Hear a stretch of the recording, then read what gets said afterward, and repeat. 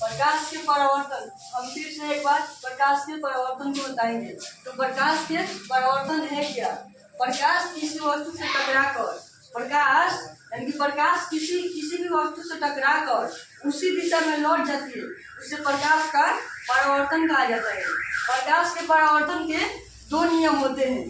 पहला नियम, आपतित किरण, परावर्तित किरण तथा आपतन बिंदु पर खींचा गया अभिलंब तीनों एक ही तल में होते हैं।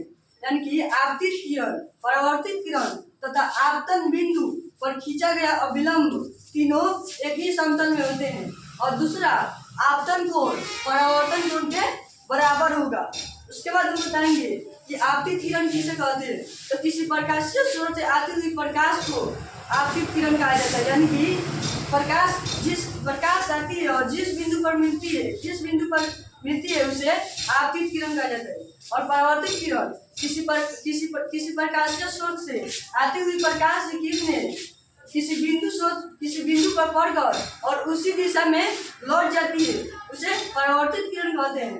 और आपतन बिंदु जिस बिंदु पर आपतित किरण मिलती है उसे आपतन बिंदु या दूसरा भी कह सकते हैं कि आपतित किरण, परावर्तित किरण तथा अभिलंब तीनों एक ही तल में होते हैं, उसे आपतन बिंदु कहते हैं। उसके बाद आता है अभिलंब। तो आपतन बिंदु पर खींचे गए लंब को उस बिंदु का अभिलंब कहा जाता है। और उसके बाद आपतन कोण। तो आपतन कोण आपतित किरण और अभिलंब के बीच जो कोण बनता है उसे आपतन कोण कहते हैं।